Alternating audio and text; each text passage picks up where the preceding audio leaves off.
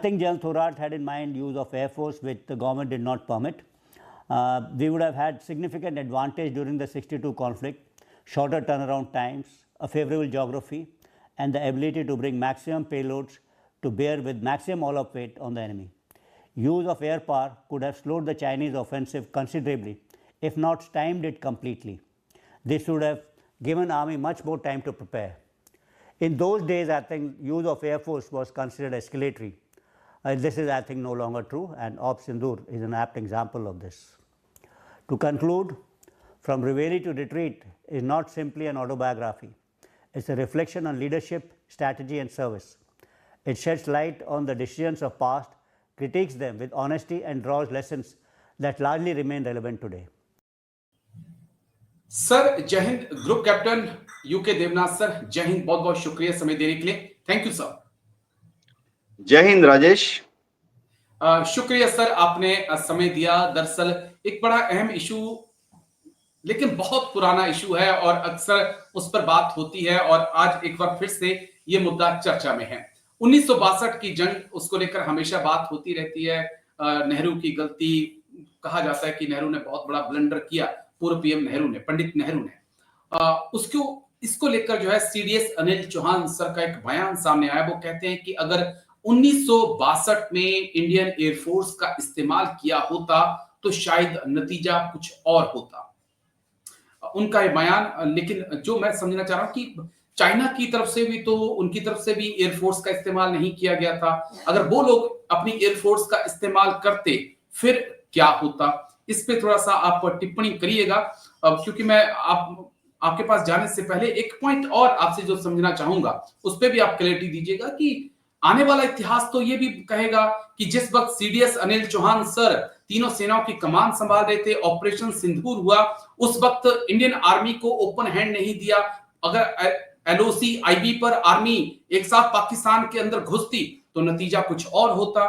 अगर Indian navy को operation करने की इजाजत दे दी गई होती, कराची पर हम हमला करते तो शायद नतीजा कुछ और होता। इतिहास तो ऐसे भी देखेगा सर आने वाले वक्त में फिर सर। जी हाँ राजेश, होता यह है कि हर युद्ध जब होता है तो देश की राजनीति में एक जलजला तो आ ही जाता है, भूकंप सा आ जाता है। हम में से जो भी इतिहास पढ़ना चाहते हैं, पढ़ते रहे हैं, 2000 साल पहले, 1000 साल पहले, 500 साल पहले, बड़ा इंटरेस्टिंग है। आपको ऑब्जर्वेशन लगेगा कि इतिहास कुछ नहीं है, लड़ाई कब हुई, किसके साथ लड़ाई हुई, कौन जीता कौन हारा, असल में इतिहास की किताबों में यही मैक्सिमम लिखा होता है। तो जाहिर बात है कि 1962 में चीन ने हम पर हमला किया। देखो राजेश, जनरल जो हमारे सीडीएस हैं, मैं उनका सम्मान करता हूं, बहुत सीनियर पोस्ट पर हैं। लेकिन होता क्या है कि क्यों किसी ने आज से 60 साल पहले, 70 साल पहले एक डिसीजन लिया, उसको आज की कसौटी पर तोलना शायद संभव नहीं है, सही भी नहीं है। 1962 में जमीनी हालत ऐसे थे कि कैसे बताऊं, भारत आजाद हुआ था। हम एक ऐसा पॉलिसी अख्तियार कर चुके थे जिसका नाम हमने दिया था नॉन अलाइन मूवमेंट।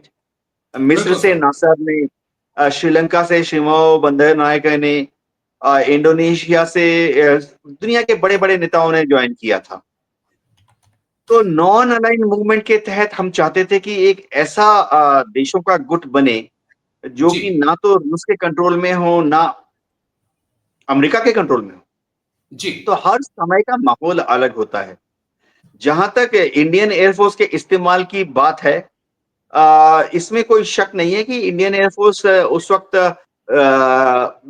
अभी भी तैयार ही हो रही थी। हमारे पास थे, अच्छे जहाज थे, कैनबरा थे हमारे पास, हंटर थे, मिस्टियर थे। हम इनका इस्तेमाल कर सकते थे चीनी फौज के खिलाफ। कुछ एडवांटेज भी थे कि हमारे जो रनवेज हैं वो नीचे से हैं, समुद्री सतह के पास से हैं, तो हम ज्यादा बॉम्ब लेके टेक ऑफ कर सकते थे। चीन की एयरफोर्स उस वक्त करीबन ना के बराबर थी तिब्बत में। ओके। और अभी भी चीन की एयरफोर्स जब तिब्बत से ऑपरेट करती है, क्योंकि उनके रनवे सब हाई ऑल्टीट्यूड पर हैं, 10,000 फीट, 12,000 फीट की ऊंचाई पर हैं, तो वो कम बॉम्ब्स, कम रॉकेट लेके टेक ऑफ करती है। लेकिन राजेश, ये सोचना पड़ेगा कि हमारा मकसद क्या था 1962 की युद्ध में। देश का मकसद बहुत क्लियर था। चीनियों को रोकना है, उसके बाद चीनियों को वापस भेज देना है। तो 1962 की लड़ाई में दोनों जो हमारे ऑब्जेक्टिव्स थे वो बखूबी हमारे सामने थे। अ, अक्साई चीन में चीनी घुस आए, हमने उनको रोका, फिर वो वापस चले गए। जी। देखो, अक्साई चीन में जो जो हिस्सा अभी भी उनके कब्जे में है, करीबन 34,000 स्क्वायर किलोमीटर, वो हिस्सा उन्होंने पहले से ही ले लिया था। 1952, 1957, 1959, 1961 तक वो ले चुके थे, क्योंकि वहां हमारी फौज थी नहीं। अंग्रेजों के जमाने में भी वहां पर कोई फौज नहीं होती थी। तो जहां तक तवांग की बात है, लोंगजू की बात है, ईस्ट में वहां पर चाइनीज आए, वो तेजपुर तक, ऐसा कहा जाता है, पहुंचे। बिल्कुल। लेकिन हाँ, दिरांग तक आए थे, बोमदिला तक आए थे, उसके बाद वो चले गए। तो युद्ध उस लेवल तक पहुंचा ही नहीं कि इंडियन एयरफोर्स का इस्तेमाल करें। और बाकी देखो, हर समय एस्टिमेट होता है। उस वक्त चीफ ऑफ एयर स्टाफ थे, बड़े काबिल थे।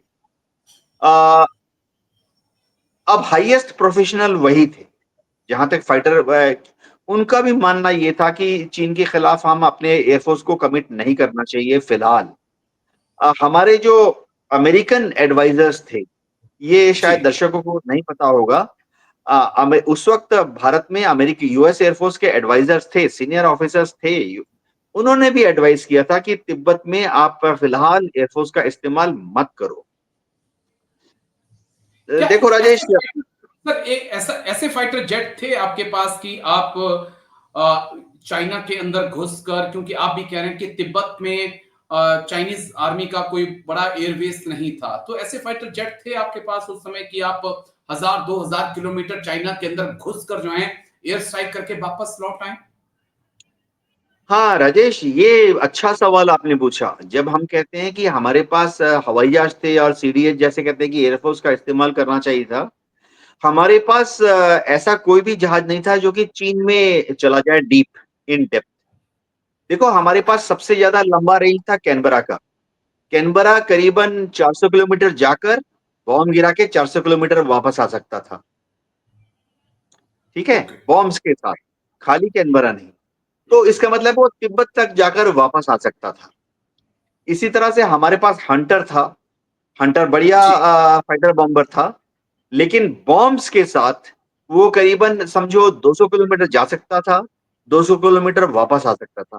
यानी वो जो एलएसी है, एलएसी के वहां जाकर जो हमारी आर्मी है इस तरफ और उनकी आर्मी है एलएसी के उस तरफ, हम उनकी आर्मी पर कुछ हमला कर सकते थे, जिसे हम कहते हैं close air support mission. Hunter जी। क्लोज एयर सपोर्ट मिशन कर सकता था एलएसी पे, चाइनीज जो आर्मी बैठी है उनके ऊपर। कैनबरा थोड़ा डेप्थ में जा सकता था, लासा तक जा सकता था। लेकिन हमारे पास कोई भी बॉम्बर उस वक्त ऐसा नहीं था जो कि मध्य डीप से। चीन तक, जैसे चेंडू है, वहां तक पहुंच जाए। नहीं था हमारे पास ऐसा कोई बॉम्बर उस वक्त। जी राजेश। और और आप ही ने कहा कि तिब्बत में कोई इतना बड़ा एयरबेस चाइना का था नहीं, तो फिर आप क्या आम पब्लिक के ऊपर अटैक करते? मैं एक पॉइंट आपसे और समझना चाहता हूं, क्योंकि एक जीआर चाहिए होता है, ग्रिड रेफरेंस चाहिए होता है, मैप चाहिए होते हैं। क्या क्योंकि आज जीपीएस आपके पास है, आप सैटेलाइट के जरिए हर चीज देख सकते हैं। क्या वो दौर ऐसा था? क्योंकि आज भी अगर हम जीपीएस को छोड़ दें तो मुझे नहीं लगता कि चाइना में बहुत गहराई तक आपके पास जानकारी है कि कहां पर क्या कुछ है। उस वक्त क्या अंदाजा लगाया जा सकता है कि क्या हालात होंगे? क्या वाकई में पता होगा इंडियन एयरफोर्स को कि कहां पर चीन के कौन कौन से बेसेस हैं, कहां पर क्या चीजें रखी हुई हैं? कैसे सर समझाएंगे इसको भी जरा, ये कितना जरूरी होता है? हाँ राजेश, ये देखो, उस वक्त इंटेलिजेंस ब्यूरो जो थी वो थी नहीं। जी। मतलब उस वक्त इंटेलिजेंस ब्यूरो दूसरे देश में क्या हो रहा है, तिब्बत में अंदर क्या हो रहा है, चीन में अंदर क्या हो रहा है जमीन पर, ऐसी कोई इंफॉर्मेशन हमारे पास आती नहीं थी। उस वक्त रॉ नाम की ऑर्गेनाइजेशन थी नहीं, एकदम नहीं थी। रॉ यानी फॉरेन इंटेलिजेंस नाम की कोई ऑर्गेनाइजेशन थी नहीं। ओके। उस वक्त की बात है जब 1962 तक हमारी जो मिलिट्री इंटेलिजेंस थी या एयरफोर्स की इंटेलिजेंस थी, हमें हमारा रोल ही ये था कि बस दुश्मन के एरिया में एलएसी की उस तरफ 5 किलोमीटर 10 किलोमीटर तक क्या हो रहा है पता करना।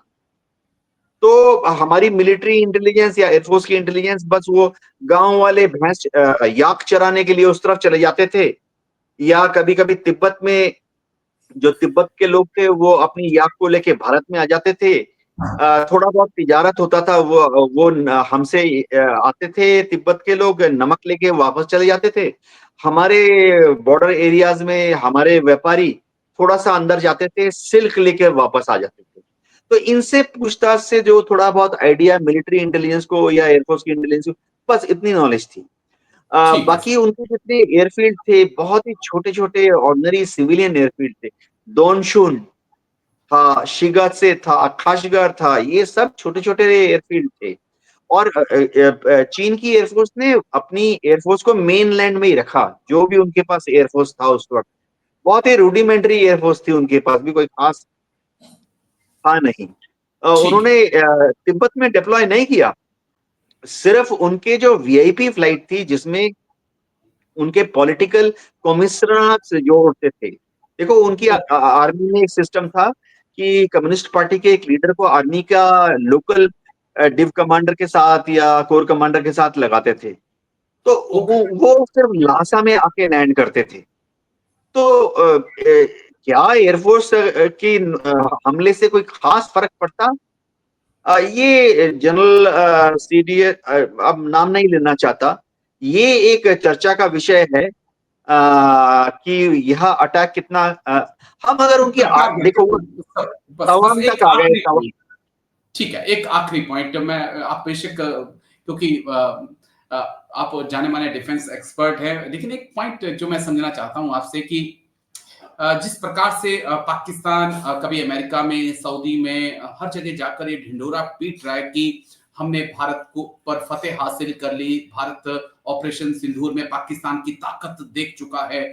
अगर हम फ्री हैंड अपनी इंडियन आर्मी को देते ऑपरेशन सिंदूर के वक्त की आईबी में आप घुस जाइए, लाहौर तक आप पहुंच जाइए, कराची तक आप पहुंच जाइए, नेवी को कह देते कि बम्बार्डमेंट कर दीजिए, कराची को जला दीजिए, जैसा कि हमारे एक अधिकारी भी ऑपरेशन सिंदूर के दौरान कह रहे थे, एक्स मेजर साहब हैं, यूट्यूब पे काफी विख्यात हैं। तो क्या अगर सीडीएस, क्योंकि सीडीएस साहब के पास ही तीनों सेनाओं का कंट्रोल था, तो अगर देते तो ऑपरेशन सिंदूर का नतीजा कुछ और नहीं होता? इतिहास तो ये भी कहेगा कि आपने तीनों फोर्सेस को फ्री हैंड नहीं दिया, नहीं तो पाकिस्तान तो दुम दबा के भाग जाता, आज कहने का उसको मौका नहीं मिलता। हाँ राजेश, इसमें कोई शक नहीं है कि ये ऑपरेशन सिंदूर के तीसरे चौथे दिन हमारी एयरफोर्स आर्मी बहुत ही डोमिनेटिंग स्टेज में थी। नेवी भी अरब सागर में कराची और ग्वादर की तरफ फॉरवर्ड पोजीशन में थी। लेकिन देखो मैं ये बताना चाहता हूँ कि ऑपरेशन सिंदूर जब शुरू किया गया था तो पहले से ही भारत सरकार ने एम निर्धारित कर लिया था कि एम उनके आतंकवादी ठिकानों को बर्बाद करना है। हमने किया। बाद में जब पाकिस्तान की एयरफोर्स ने जरा हमारी तरफ ड्रोन फेंकने शुरू किए, तो जी। हमने डिसाइड किया कि चलो अब पाकिस्तान के जो एयर बेसेस हैं उन पर हम एक हमला करके उनको समझा देते हैं कि इससे ज्यादा कुछ मत करो, नहीं तो हम तुम्हारे एयर बेसेस को मटियामेट कर देंगे। तो हमने सिंबॉलिक स्ट्राइक उनके सारे एयर बेसेस पर और रेडार इंस्टॉलेशन पर किया। उसके बाद वो थोड़ा शांत हो गए और मेरे ख्याल से डोनाल्ड ट्रंप के दबाव में आके उन्होंने सीज फायर का निर्णय ले लिया। तो हमारा जो पॉलिटिकल देखिए, और स्ट्रेटेजिक एम था वो मीट हुआ है। पॉलिटिकल फैसला था, पॉलिटिकल फैसला था, तो इसकी आने वाले वक्त में इसकी भी आलोचना होगी, क्योंकि इतिहास में आने वाले 50 साल बाद हम नहीं समझ पाएंगे, जो आने वाली पीढ़ी है वो नहीं समझ पाएगी कि क्या उस वक्त परिस्थितियां रही होंगी, क्या मजबूरी रही होगी। लेकिन किसी की आलोचना करना व्यक्ति विशेष की बहुत आसान है आज भी, और मुझे लगता है कि आने वाले 50 साल बाद भी जब ऑपरेशन सिंदूर की चर्चा होगी तो आलोचना तो उस वक्त भी जरूर की जाएगी। लेकिन अब मैं आगे बढ़ना चाहूंगा, एक मिग 21 सर, एक लंबा इतिहास, कैसे आप देखेंगे? अंतिम विदाई दे दी गई सर, छोटी सी अ, टिप्पणी जी। राजेश, सारे फाइटर पायलट्स के लिए जिन्होंने मिग-21 उड़ाया है, ये बहुत ही भावभीनी, मीठी-मीठी, खट्टा-मीठा एक अनुभव रहा है आज का दिन। जाहिर बात है कि इंडियन एयरफोर्स के जितने यंग पायलट्स थे, एक ज़माना ऐसा था कि आधी एयरफोर्स की जो फाइटर्स थे, वो मिग-21 थे। आधे हमारे फाइटर स्क्वाड्रन जो थे वो मिग-21 के थे। तो एयरफोर्स के जितने पायलट थे, ज़्यादातर ने ही मिग-21 उड़ाया है अपने करियर में। थोड़ा खट्टा-मीठा अनुभव है। मीठी-मीठी दर्द भी हो रहा है थोड़ा दिल के अंदर। हम आने वाले समय में इस जहाज को उसी तरह से याद करूँगा, कम से कम मैं, जैसे कि हम अपनी पहली गर्लफ्रेंड को याद करते हैं। जी। वैसे बस लेकिन क्या दूसरी गर्लफ्रेंड पहली वाली को रिप्लेस कर पाएगी? तेजस आने वाला है, वाइफ पहली वाली गर्लफ्रेंड को रिप्लेस कर पाएगी? ये थोड़ा समझा दीजिए। क्योंकि पहली वाली की यादें तो पहली वाली ने बहुत सर्वाइव किया, गर्लफ्रेंड ने 60-62 साल आपके साथ लगा के गई है। क्या तेजस जो आ रहा है वो इतना टाइम निकाल पाएगा और इतनी जल्दी आ पाएगा और इतना इफेक्टिव होगा ये सब? हाँ, राजेश, मामला जो है थोड़ा-सा अलार्मिंग है। 40 तेजस मार्क 1 ए हम उड़ा रहे हैं, वो भी जी, पूरी तरह से अभी तक वेपन सिस्टम का और रेडार का इंटीग्रेशन होना बाकी है। तेजस मार्क 1 ए पहले भारत सरकार ने बोला कि 87 दे देंगे। अच्छी बात है, जल्दी दे दो। अब जी, राजनाथ सिंह जी ने डिक्लेयर किया कि 93 और दे देंगे। बहुत अच्छी बात है, जल्दी दे दो। तो टोटल 180 आने हैं। एचएएल 1 साल में 16 या 18 देगा, तो 180 बनाने में 10 साल लग जाएँगे। वो जी, तब अगर उसका इंजन जीई का F401 404 इंजन है, अ, अगर उसका इंजन अमेरिका हमें रेगुलर देता रहेगा, अगर डोनाल्ड ट्रंप खुश रहे ठीक है सर। तो यही समय एक बड़ा लगेगा। जी, कुछ समय लगेगा। यही बीवी और गर्लफ्रेंड के अंदर फ़र्क होता है सर, है ना? चलिए, शुक्रिया, शुक्रिया, बहुत-बहुत शुक्रिया आपका group captain UK Devnath sir, आप आए और दोनों ही मुद्दों पे आपने बात रखी। थैंक यू सर, जय हिंद, take care. Thank you sir. जय हिंद।